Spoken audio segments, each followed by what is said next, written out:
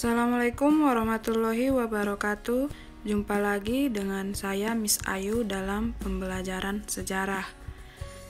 Gimana kabarnya semua? Semoga kita dalam keadaan sehat dan dalam lindungan oleh Allah Subhanahu wa Ta'ala.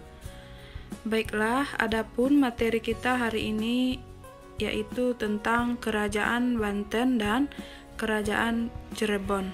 Langsung saja kita lihat materinya. Yang pertama adalah Kesultanan Banten. Nah, ini adalah peta wilayah daripada Kerajaan Banten. Kemudian Banten ini terletak di Kota Serang. Bahasanya adalah bahasa Sunda Banten, Melayu, dan Arab. Jadi awal mula daripada Kerajaan Banten berada di bawah kekuasaan Kerajaan Demak. Namun kemudian Banten melepaskan diri saat Kerajaan Demak mundur dan pemimpin pertama Kerajaan Banten adalah Sultan Hasanuddin. Sultan Hasanuddin lalu membuat Banten menjadi pusat perdagangan dan memperluas wilayahnya hingga Lampung sebagai penghasil lada di wilayah Sumatera Selatan. Masa kejayaannya mulai mencapai puncak kejayaan pada masa pemerintahan Sultan Ageng Tirtayasa tahun 1651 sampai 1682. Kesultanan Banten merupakan kerajaan maritim dan mengandalkan perdagangan dalam menopang perekonomiannya. Kesultanan Banten berkembang pesat menjadi salah satu pusat niaga yang penting pada masa itu. Kemudian masa kemunduran daripada Kerajaan Banten ini bermula dari perselisihan Sultan Ageng dengan putra beliau yang bernama Sultan Haji. POC lalu memakai keadaan tersebut dengan cara memihak Sultan Haji dan membuat Sultan Ageng bersama dengan dua orang putranya yang lain harus mundur menuju pedalaman Sunda. Akan tetapi di tanggal 14 Maret 83, Sultan Ageng kemudian ditangkap dan ditahan di Batavia, dan pada 14 Desember Syekh Yusuf juga ditangkap. Adapun pemimpin daripada Kerajaan Banten ini antara lain Sultan Hasanuddin yang diangkat menjadi Raja Banten pertama dan memerintah selama 18 tahun dari tahun 1552 sampai dengan 1570 Masehi. Kemudian raja selanjutnya ada Maulana Yusuf, memerintah Banten dari tahun 1570 sampai dengan 1580 Masehi. Kemudian selanjutnya ada Maulana Muhammad, memerintah tahun 1580 sampai dengan 1596. Selanjutnya ada Pangeran Ratu atau Abdul Mufakir. Pangeran Ratu menjadi Sultan Banten keempat tahun 1596 sampai dengan 1651. Kemudian selanjutnya ada Sultan Ageng Tirtayasa, memerintah Banten tahun 1651 sampai dengan 1682 Masehi. Kemudian ada Sultan Haji atau Sultan Abu Nasyar Abdul Qohar atau dikenal dengan Sultan Haji yang berkuasa pada tahun 1683 sampai 1687, di mana Sultan Haji ini terkenal dengan mau bekerja sama dengan POC.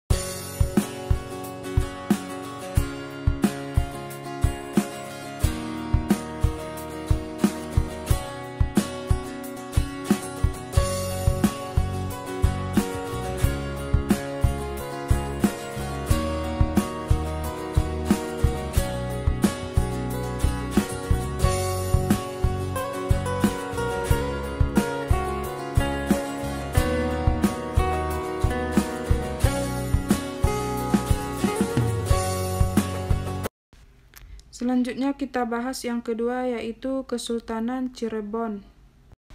Adapun perkembangan politiknya, Kesultanan Cirebon adalah sebuah kesultanan Islam ternama di Jawa Barat pada abad ke-15 dan 16 Masehi dan merupakan pangkalan penting dalam jalur perdagangan dan pelayaran antar pulau. Lokasinya di pantai utara Pulau Jawa yang merupakan perbatasan antara Jawa Tengah dan Jawa Barat.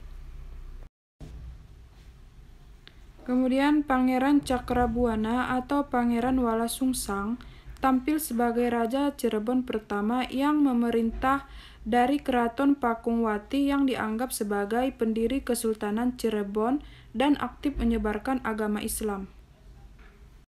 Kemudian pada tahun 1479 Masehi, kedudukan Pangeran Walasungsang sebagai penguasa Cirebon kemudian digantikan putra adiknya, yakni Syarif Hidayatullah atau anak dari pernikahan Nyai Rara Santang dengan Syarif Abdullah dari Mesir, yang sebelumnya menikahi Nyimas Pakungwati atau putri dari Pangeran Walasungsang dan Nyai Indah Gelis, yang setelah wafat dikenal dengan sebutan Sunan Gunung Jati. Nah, Sunan Gunung Jati pada abad ke-15 Masehi membagi wilayah antara Sungai Angke dan Sungai Cipunegara dengan dua bagian Sungai Citarum sebagai pembatasnya. Sebelah timur Sungai Citarum hingga Sungai Cipunegara masuk wilayah Kesultanan Cirebon yang sekarang menjadi Kabupaten Karawang, Kabupaten Purwakarta, dan Kabupaten Subang. Sunan Gunung Jati wafat pada 1568. Fatahillah kemudian naik tahta dan memerintah Cirebon secara resmi menjadi raja sejak tahun 1568. Fatahillah menduduki tahta kerajaan Cirebon hanya berlangsung 2 tahun karena ia meninggal dunia pada tahun 1570.